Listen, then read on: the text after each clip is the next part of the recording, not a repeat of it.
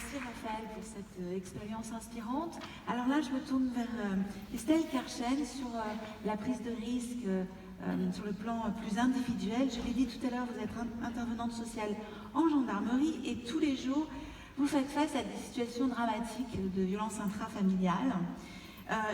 Et dans votre quotidien, pourtant, dans vos formations, celles que vous faites sur les violences intrafamiliales, vous dites, même face à l'urgence de ces situations, attention à l'émotionnel, à nos représentations, à la réponse immédiate. Il est important de prendre le temps de faire un pas de côté, de réfléchir, de ne pas savoir, voire de se planter. Expliquez-nous un peu votre démarche.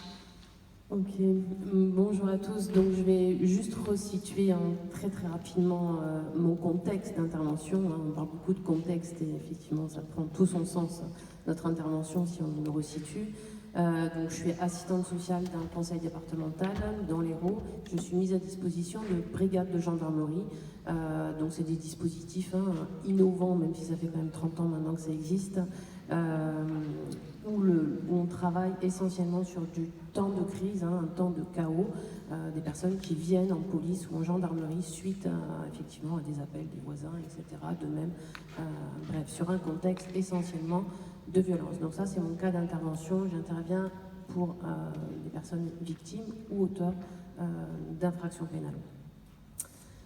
J'ai envie de dire, pour resituer cette intervention, de tout ce que j'entends depuis hier, que finalement j'ai appris à travailler en contexte Covid depuis 14 ans, puisque j'ai quitté un service social de secteur pour arriver dans un commissariat de police en 2007, assez charnière, tant en protection de l'enfance qu'en prévention de la délinquance. Et j'ai dû apprendre à travailler autrement. J'ai dû apprendre à lâcher tous mes repères, un petit peu comme les professionnels pendant cette période Covid, et de retrouver peut-être les valeurs essentielles du travail social que j'avais peut-être un peu perdu en secteur. Et j'arrive à dire aujourd'hui, 14 ans après, que j'ai retrouvé du sens au travail social en allant travailler avec des policiers et des gendarmes. Ça me fait mal de dire ça, mais en même temps, c'est une réalité. Et oui, c'est une réalité. C'est-à-dire que, oui, j'ai été obligée de faire des pas de côté, puisqu'on est 6 intervenantes sociales dans l'Hérault, on est à peu près 370 en France et Outre-mer. On est obligé de faire des pas de côté. Pourquoi? Parce qu'on côtoie cette violence, mais pas uniquement celle que vivent les gens au sein de leur couple, dans leur famille, de la violence adressée aux enfants, aux femmes, aux hommes, etc. Mais aussi la violence que ces familles côtoient de nos interventions, la violence de nos institutions.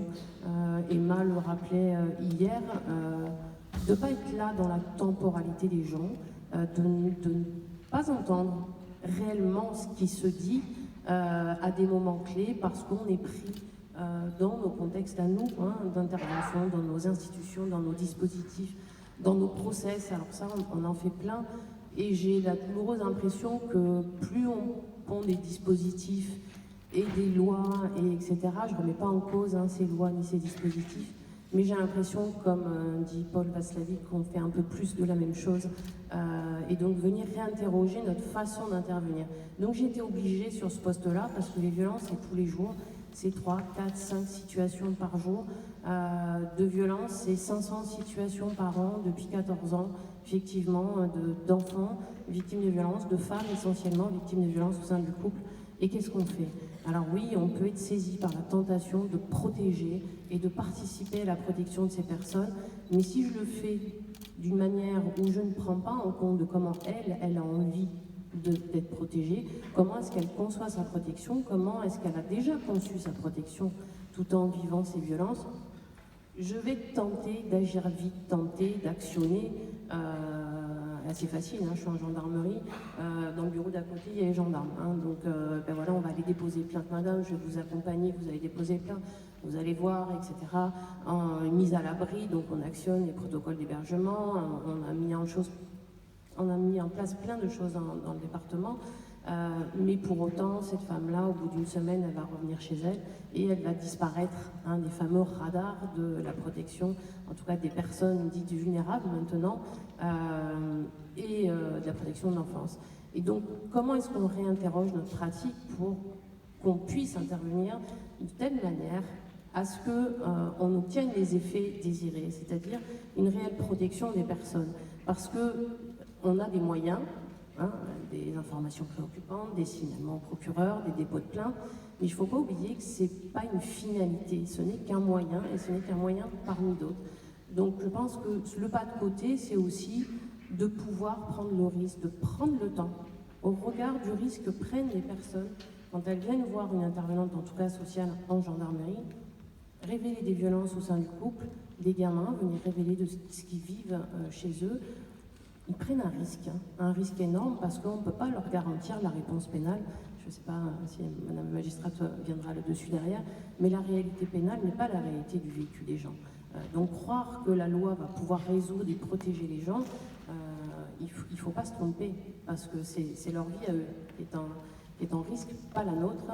Donc au risque qu'ils prennent de venir nous parler de ce qu'ils vivent, de prendre le risque, parce qu'on sait que ça amplifie les violences ou les menaces de violence derrière, je pense qu'en tant que professionnel, on peut prendre un petit peu le risque quand même de prendre le temps de réfléchir à ce qu'on fait, aux effets de nos interventions, d'évaluer avec les gens si cette intervention-là auquel on pense pour ces personnes, est-ce que c'est adapté, est-ce qu'on a évalué l'ensemble des effets que ça allait pouvoir provoquer et quels moyens on se donne peut-être pour inventer autre chose.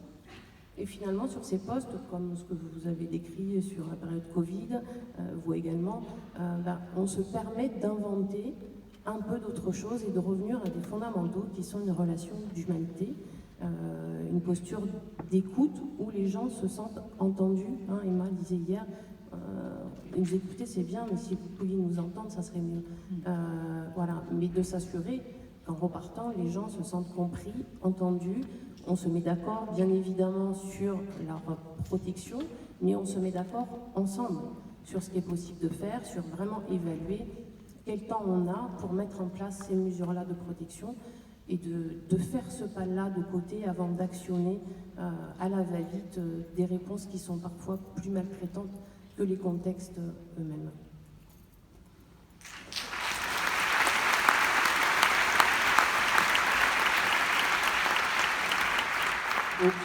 Au fond, Estelle, vous êtes en train de nous dire de prendre le temps et donc le risque pour activer la protection avec les personnes concernées.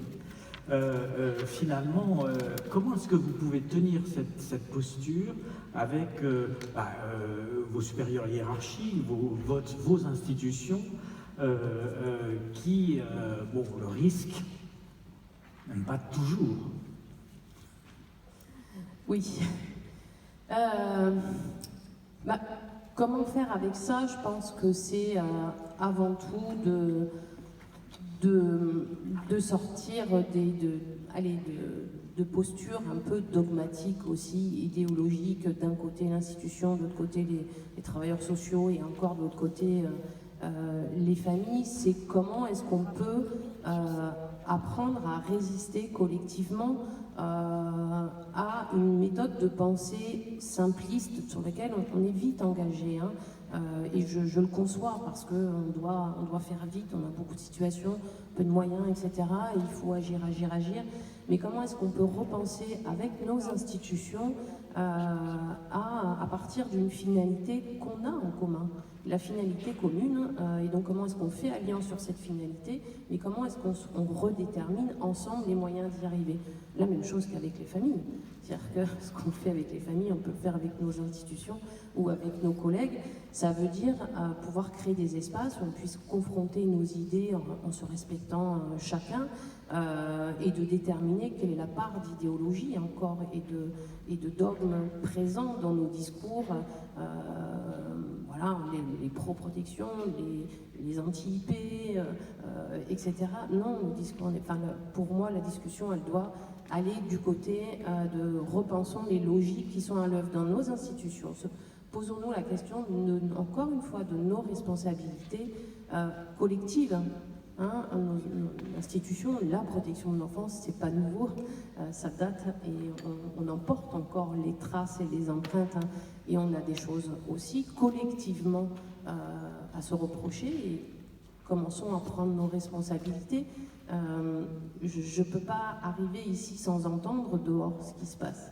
On parle de la protection des enfants, oui, et dehors, qu'est-ce qui s'est passé pour qu'aujourd'hui, entre professionnels et familles, on en arrive à avoir des familles qui préfèrent et qui pensent qu'elles ne peuvent être entendues que derrière un mégaphone avec effectivement l'emprise, pour le coup, de théorie du complot. Mais je me dis, mais qu'est-ce qu'on peut faire, nous, par rapport à ça? Comment est-ce qu'on peut réouvrir nos portes à ces familles? Parce que même si on a mis en place une protection pour leurs gamins, on se doit de travailler aussi sur notre responsabilité vis-à-vis de l'ensemble des citoyens. Donc comment on réinterroge ça et comment est-ce qu'on construit un positionnement professionnel, c'est-à-dire que ce positionnement, il se fait, oui, à partir de formation.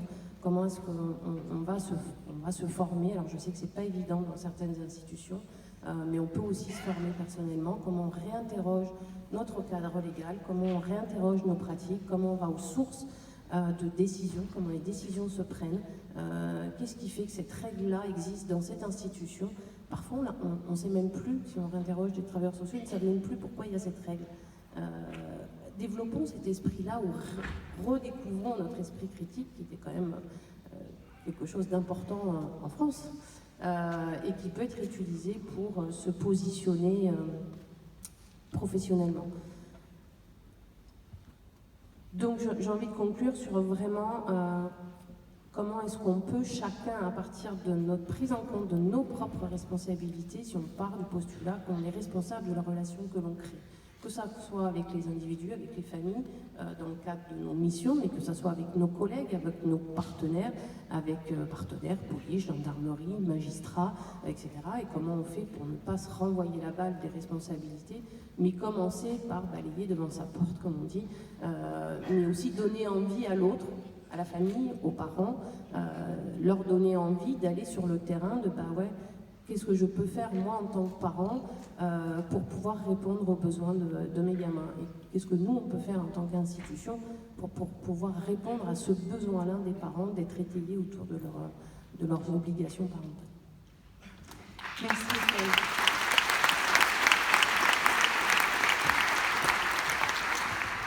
Alors tournons-nous maintenant vers